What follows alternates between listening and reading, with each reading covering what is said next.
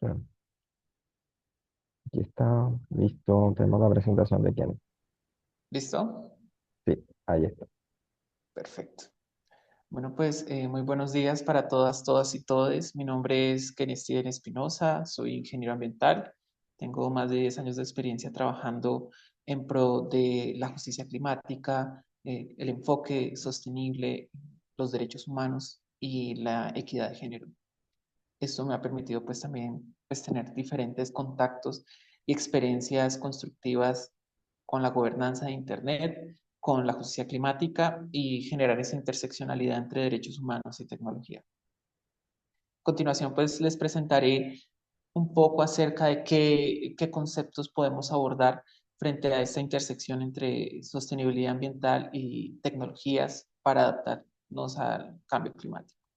Uno de los primeros conceptos que debemos abordar es la sostenibilidad ambiental, sobre qué puede significar, ¿sí? Cuando hablamos de sostenibilidad ambiental, hablamos de que, bueno, dentro de las diferentes acepciones, una de las más comunes que pudiéramos utilizar para referirnos a ello es como el uso responsable de los recursos naturales para garantizar la disponibilidad a largo plazo, ¿sí? También se puede hablar, esto desde la perspectiva ambiental, ¿sí? Esto está asociado incluso desde las nociones entregadas en la Convención de Río de Janeiro en el año 92 y cómo también se trasciende este concepto hacia el desarrollo sostenible, que hoy por hoy es nuestra Agenda 2030, que permite no solo combinar el enfoque de ahorrar recursos para las generaciones futuras, sino también que sea una, digamos que, una gestión equitativa de los recursos para las generaciones futuras, pero también con un enfoque de bienestar, un enfoque social, un enfoque cultural, ¿sí? Y esto nos permite también entender cómo y hacia qué panorama nos estamos enfrentando las y les jóvenes en América Latina. Y es que el enfoque de sostenibilidad tiene que estar en todos los campos de acción, desde la sociedad civil y pues de todo ese modelo de múltiples actores interesados que hay para las generaciones futuras con respecto a esta disponibilidad de recursos. Pues acá dejo un dato clave dentro de la diapositiva. Según la ONU, el 68% de la población mundial vivirá en áreas urbanas para 2050, lo que aumenta la presión sobre los recursos naturales. Hoy por hoy estamos teniendo un fenómeno de conurbanidad, ¿verdad? De dejar atrás un tipo de dinámica social que era también la conexión con la ruralidad, con nuestros ecosistemas y nos hemos enfocado un poco más en esta forma de vida, en estos hábitos de vida dependientes altamente de, si bien de la ruralidad, pero ya aún así no viviendo en ella. Esto genera presiones importantes y críticas sobre los recursos naturales, en especial porque estamos demandando cada vez más recursos, tanto de energía como de agua, e incluso de otro tipo de materiales que necesitamos para nuestros estilos de vida. Siguiente. Y bueno, pues, creo que todos sabemos un poco sobre la emergencia del clima por el cual nos hemos ido enterando, informando de diferentes plataformas acerca del cambio climático. El cambio climático hoy por hoy es una amenaza documentada, ¿sí? Que proviene en este momento de la historia por un fenómeno de tipo antrópico, es decir, por un fenómeno producido por nosotros en su gran mayoría. El cambio climático que vivimos hoy es diferente a los que se han, digamos, como experimentado en el planeta Tierra. Es decir, no es que esto sea exclusivo, que haya sucedido únicamente en esta época de la historia, no. Lo que pasa es que se ha datado que realmente sucede prominentemente en este momento de la historia por nosotros. Estamos alterando las condiciones meteorológicas por las conductas que tenemos frente a la explotación de los recursos naturales, por el uso de los recursos naturales y cómo también transformamos directamente los sistemas naturales. Entonces, el cambio climático se debe abordar es desde la perspectiva actual, ¿sí? Es decir, se han experimentado previos cambios climáticos en diferentes épocas de la historia, pero actualmente el que nos interesa es el cual estamos experimentando porque tenemos una responsabilidad directa que incide directamente en las condiciones de vida e incluso de todo tipo de especies.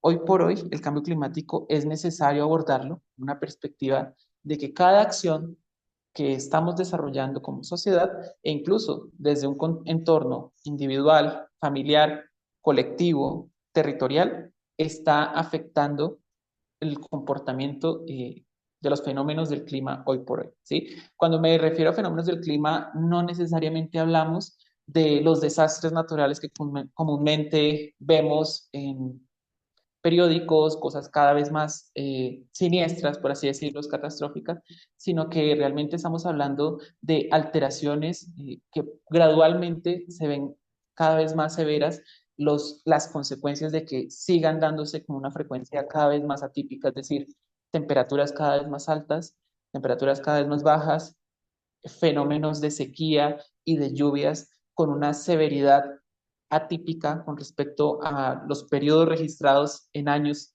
anteriores, ¿sí? Entonces, cada vez más hay más incertidumbre sobre qué es lo que va a suceder frente a estas variaciones cada vez más intensitas. Entonces, que realmente sí ha habido esta correlación proporcional a el aumento de la actividad industrial en la generación de gases de efecto invernadero, que es la siguiente eh, slide.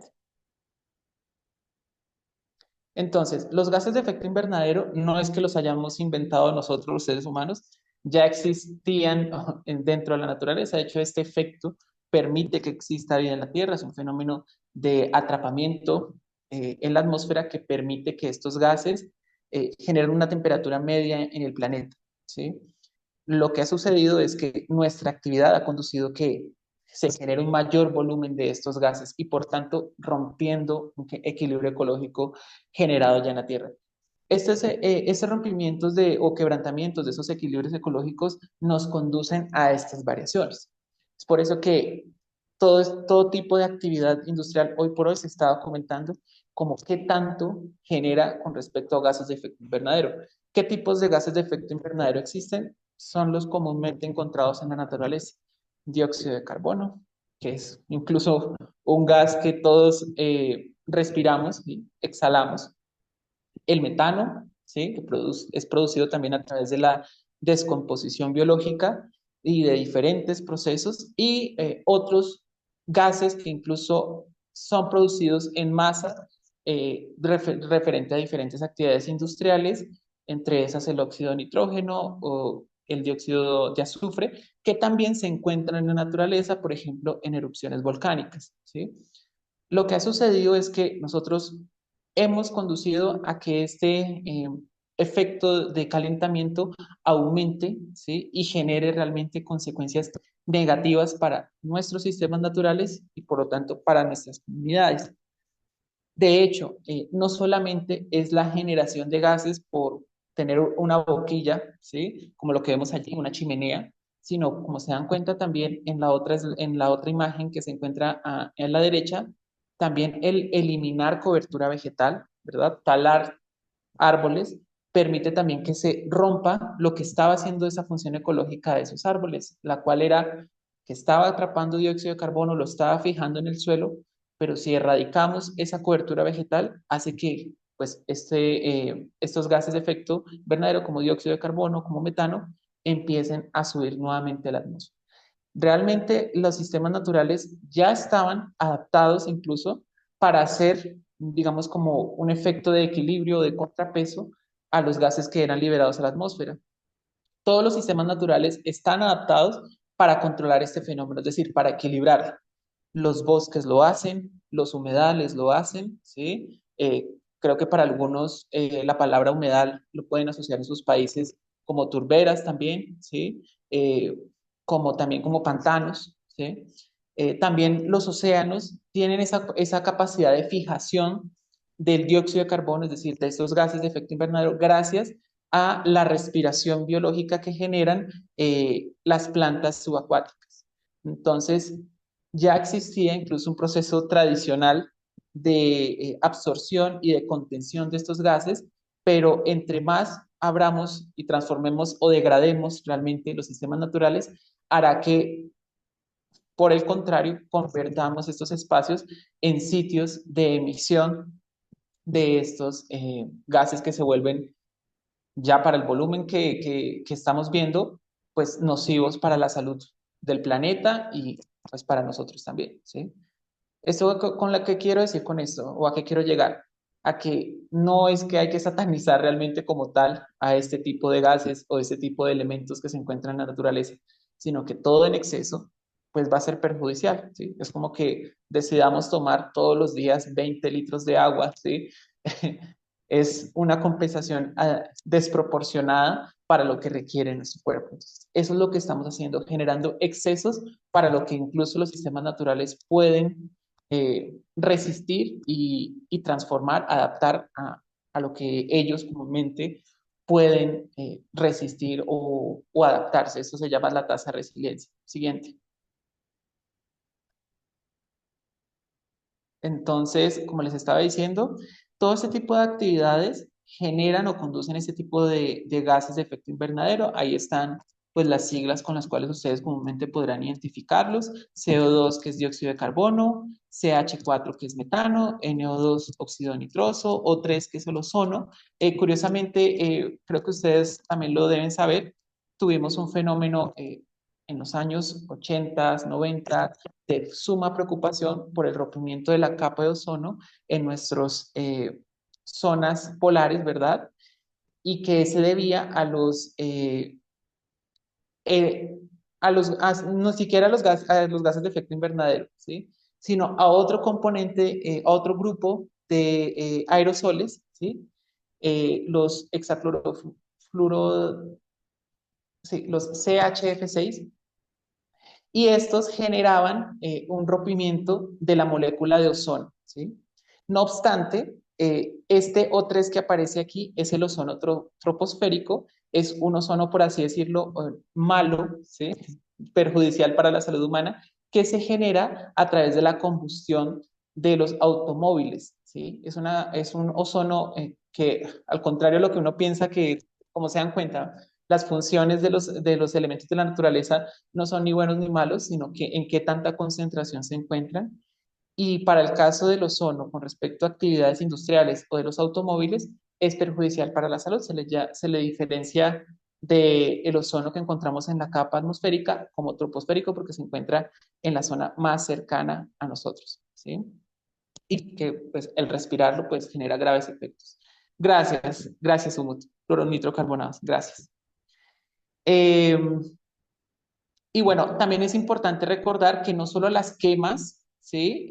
Generan, las quemas o las combustiones industriales generan estos, digamos, como estas emisiones de gases de efecto invernadero o estas combustiones que generan gases contaminantes, sino que también hay actividades que no solemos relacionar porque creemos que, pues, como allí no veo humo, pues no veo contaminación allí.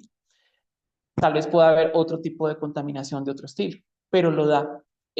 O sea, se puede incluso correlacionar con respecto a este tipo de emisiones. ¿A qué me quiero referir? Como se dan cuenta en la diapositiva, encuentran también unas vacas en unos pastizales, ¿sí? El fenómeno de la ganadería resulta que es uno de los más contaminantes frente a la generación de gases de efecto invernadero, porque la actividad ganadera tiene diferentes impactos que inciden en el territorio. Entre ellos, primero, el fenómeno de pausterizar o más bien potrerizar los bosques o las zonas de sabana para ese tipo de actividad de pastoreo genera impactos graves incluso en los riesgos de desertificar, es decir, de dejar desprovista una capa de vegetación que estaba dada para conservar para ahora para que pasen las vacas, ¿sí?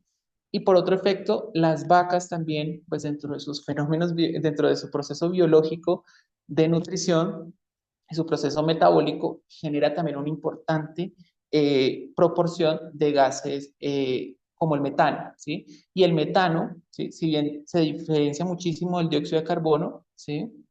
El metano tiene 30 veces la capacidad de generar tanto fijación de calor como de emisión. Es decir, de todos los gases de efecto invernadero que están generando este efecto de atrapamiento y de generar calor en la Tierra, es uno de los más, digamos, como más agresivos con respecto a este efecto.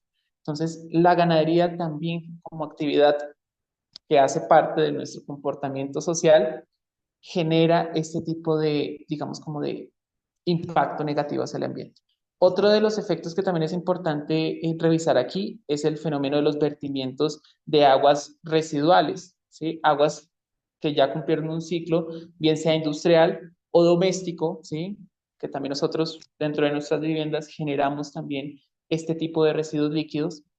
Estos residuos líquidos también pueden generar emisiones, ¿sí? El contacto del agua con la atmósfera es muy sencillo. El dióxido de carbono y todo este tipo de gases contaminantes salen del agua y el contaminar, ¿sí? El transformar fuentes de agua naturales, incluso de la cual dependen otro tipo de comunidades, pues va a afectar no solamente la salud pública de estas comunidades, sino que también va a contribuir también al fenómeno de dióxido, al fenómeno de efecto invernadero y por lo tanto a esta variación climática crítica. Porque quisiera también enfocarme en este tema, porque es que el paradigma que tenemos hoy por hoy de sociedad, y en especial cada vez más nos estamos hiperurbanizándonos, es porque contaminamos, enviamos directamente nuestros residuos líquidos, tanto industriales como domésticos, a fuentes de agua que paradójicamente van a ir a parar a las casas de otras personas de las cuales depende pues también su consumo de agua potable y su consumo humano. Sabemos que hay un proceso de potabilización, pero desde la desigualdad en América Latina no sucede siempre. ¿Sí? Entonces estamos permitiendo dentro de ese paradigma de sociedad contaminar agua que realmente debería ser para el consumo de agua de otras personas. Es decir, no estamos cumpliendo el precepto de sostenibilidad ambiental. Siguiente.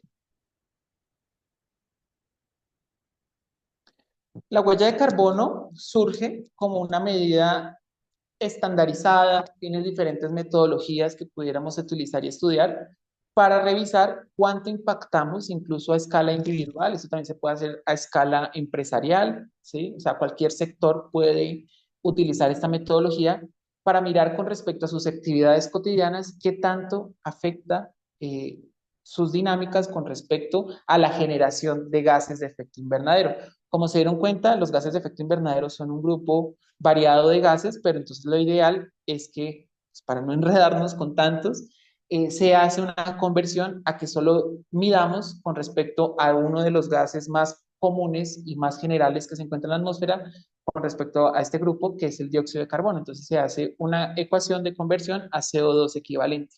Entonces casi que esta huella de carbono se medirá con respecto a esta escala, ¿sí? Entonces no vamos a encontrar cuántas toneladas hice de metano. Puede que se pueda hacer la conversión, pero la ideal es que trabajemos con respecto a cuántos kilogramos, toneladas de dióxido de carbono he generado por X actividad, ¿sí? Para nuestro caso, que es como el ejercicio que les quiero dejar, es con respecto a la escala individual. ¿Qué tanto en nuestras actividades cotidianas como seres humanos que habitamos una ciudad, que habitamos una vivienda, pudiéramos estar impactando a el planeta, ¿sí? Incluso cuántos como nosotros, ¿sí? Si fuéramos esos 8.000 millones de personas con la conciencia actual que tenemos, cuánto con respecto a mi comportamiento pudiera estar, digamos que, solicitándole al planeta y a su vez también desgastándolo con respecto a lo que genera. Entonces, allí se mide cuánta energía eléctrica demando, ¿sí? Si la energía eléctrica dependerá de la zona en la cual me encuentre. Hay incluso metodologías cada vez más complejas y detalladas. Te preguntarán cosas como tu energía eléctrica proviene de hidroeléctricas o proviene de fuentes renovables. El consumo de alimentos, qué dieta tienes, es carnívora, omnívora, vegetariana, vegana, entre otras. ¿Qué tipo de movilidad usas? A diario o al año también qué otro tipo de desplazamientos a largas distancias usas avión, frente al tipo de movilidad cotidiana, con qué tipo de medio de transporte te movilizas, caminas, usas bicicleta, usas transporte público, usas transporte privado. Esto permite también incidir en que tanto con respecto a la quema de combustibles fósiles, es decir, cuánta gasolina puedes estar también utilizando indirectamente, ¿sí? Porque de una forma u otra estás contribuyendo en el marco de que estás beneficiándote de ese transporte. Frente a los residuos sólidos, ¿qué tipo de residuos sólidos y a dónde los conduces? ¿Tienes algún mecanismo de separación en la fuente para que estos residuos puedan tener otro tipo de conversión, reciclaje, reuso, reconversión a otro proceso? ¿Sí? O por el contrario, simplemente se dispone en una única bolsa y se va a la disposición final que se encuentre en tu ciudad, como puede ser un botadero de basura a cielo abierto, un relleno sanitario, se quema, se entierra. Y también frente a hábitos de consumo, como que compra ropa, con qué frecuencia, la ropa que usas, hay posibilidad de que la puedas eh, reparar, ¿sí? Que ese es otro tipo también de forma de reusar. Siguiente.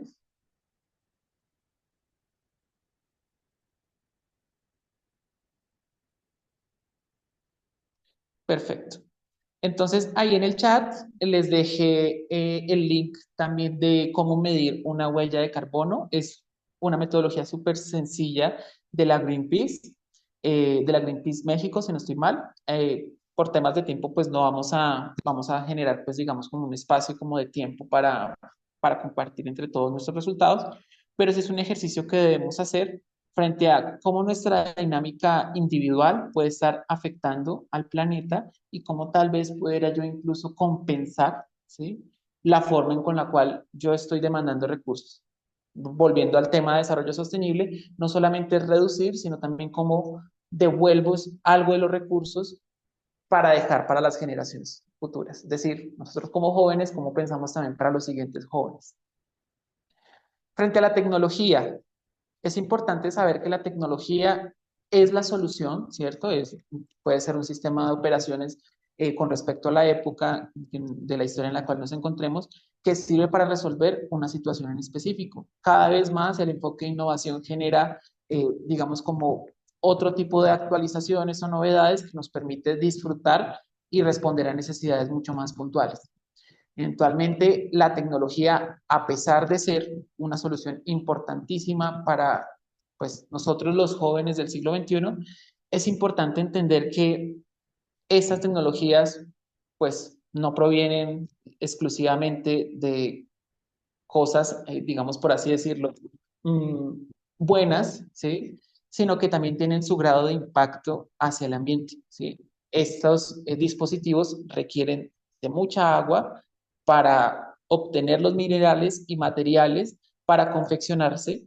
Necesita también de fuentes de energía importantes para, pues, primero, tener los procesadores y todos los puntos de interconexión y la infraestructura que necesitamos para disfrutar de energía eléctrica y de las redes de Internet que necesitamos, pues, para estar conectados allí. Le, de hecho, es importante que reflexionemos sobre el origen de las tecnologías actuales y del cómo también, si bien se innova para desplazar y transitar ecológicamente del mercado fósil, ¿verdad? Del petróleo, de no depender allí, cómo también las nuevas fuentes de material pueden también afectar directamente los sistemas naturales. Aquí podemos ver, ahí aparece en el mouse el litio, ¿verdad? El coltán, en cierto modo el silicio, ¿sí? E incluso una forma también de generar esa conciencia de la huella de carbono, ¿verdad? No solo es individual, sino también de los dispositivos que utilizamos y cómo también pudiéramos revisar cuál es el origen de ellos, ¿sí? ¿Qué tan impactante puede ser una pantalla LED? ¿Mm? Y qué tanto una batería de litio puede también estar impactando para mi territorio. Siguiente. América Latina y la huella de carbono asociada un poco también a la tecnología. Bueno, primero debo decir que con respecto a lo que hablaba al inicio, estamos ricos en recursos naturales, ¿sí? Somos potencia en agua, ¿sí? Tenemos la tercera parte de agua dulce del planeta. Somos ricos en biodiversidad. Tenemos el 60% de biodiversidad documentada en todo el planeta.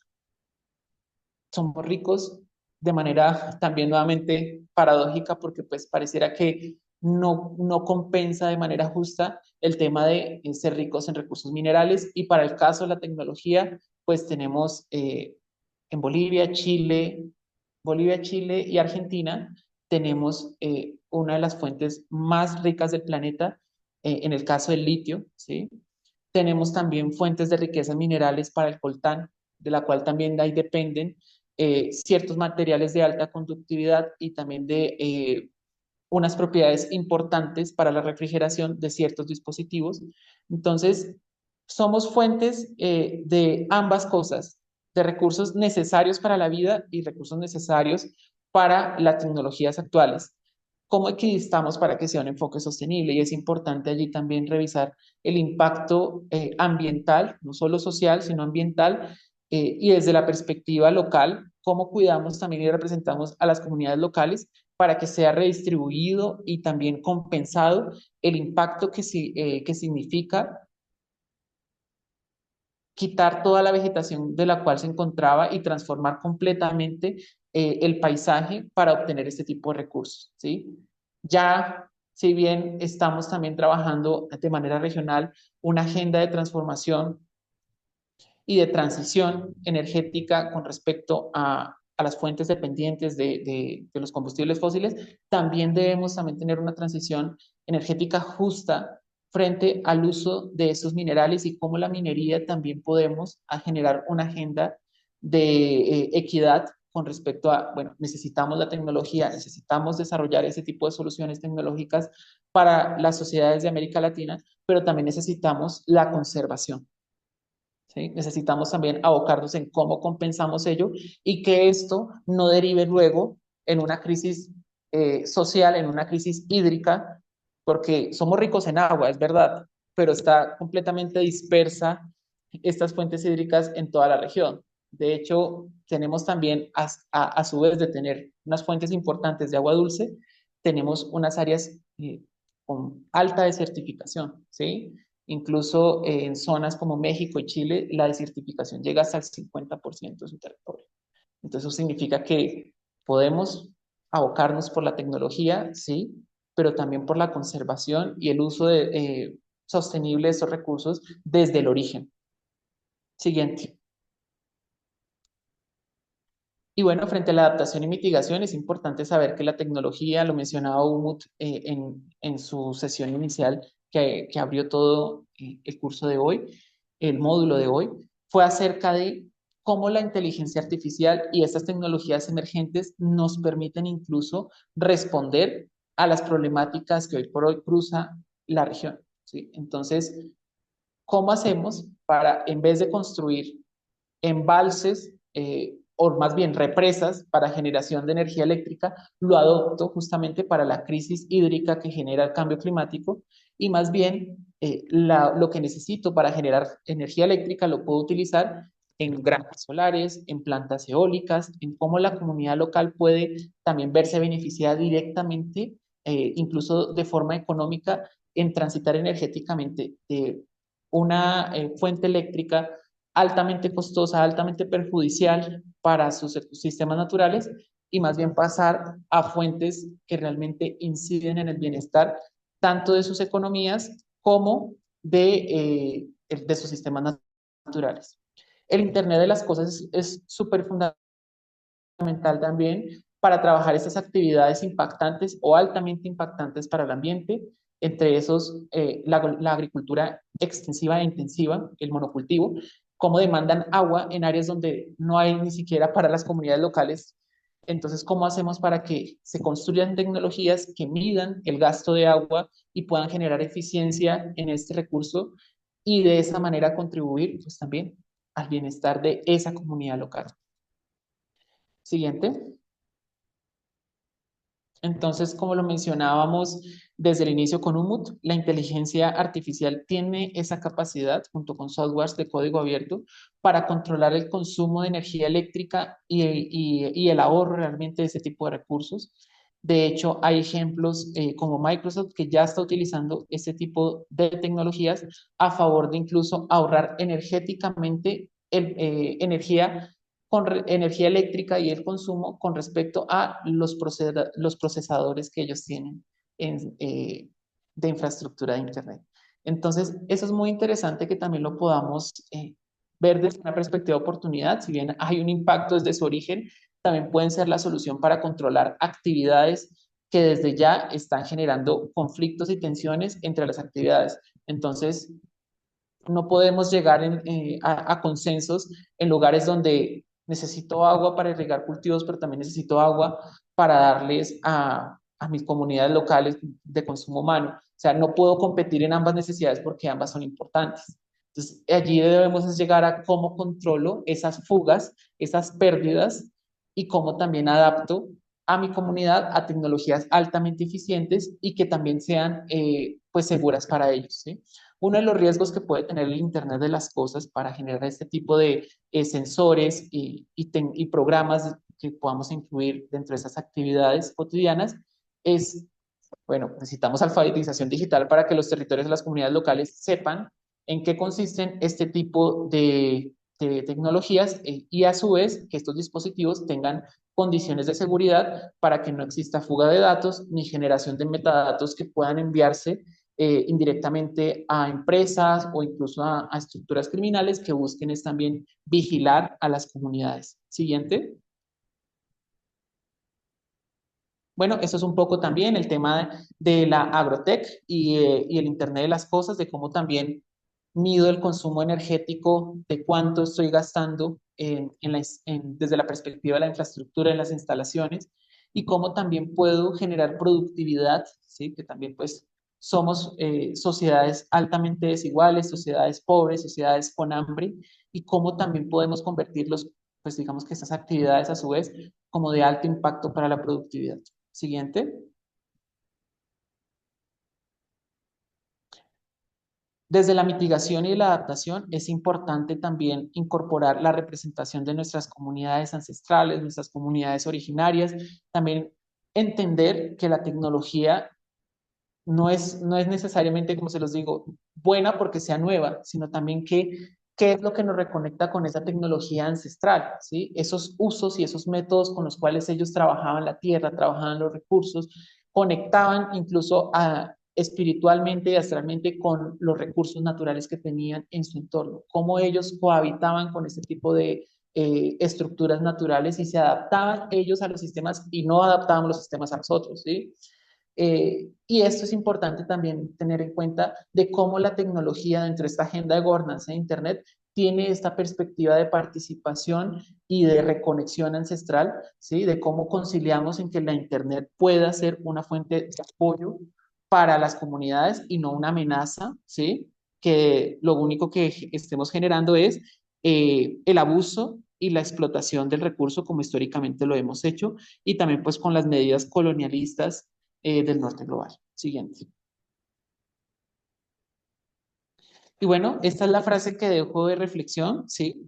Realmente vamos a seguir en la misma trayectoria y paradigma donde cada vez más pensamos egoístamente en un bienestar utópico, donde lo único que dependemos es como de una superficialidad y nos desconcentramos de nuestro entorno, que siempre ha estado pensando en cómo resistir a los embates externos porque realmente en la vía a la cual estamos agenciándonos es que, bien, disfrutemos, buscamos el derecho, pero también debemos volver sujetos de derechos a estos sistemas naturales y a estos recursos que hoy por hoy son necesarios que también tengan la autonomía de defenderlos nosotros los jóvenes de América Latina. ¿Listo? Bueno, pues muchísimas gracias, Umut, y a todos por este espacio.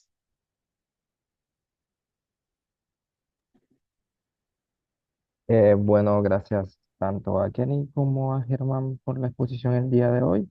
Y gracias a todos, todas y todes por estar aquí con nosotros en este tercer módulo del curso abierto de Yula Kayev. Nos despedimos sin antes recordarles que terminamos la semana que viene con el módulo 4 que es sobre ciberseguridad, y vamos al final a hacer algunos repasos sobre las iniciativas nacionales y regionales de jóvenes que hay en Latinoamérica para que las conozcan un poco más, y también una introducción un poco más específica de lo que es el Yula Kayev antes del evento que va a ser en noviembre del 4 al 6. Bueno, que tengan buen resto fin de semana a todos, todas y todos. Muchas gracias. Hasta luego, que estén muy bien, cuídense mucho.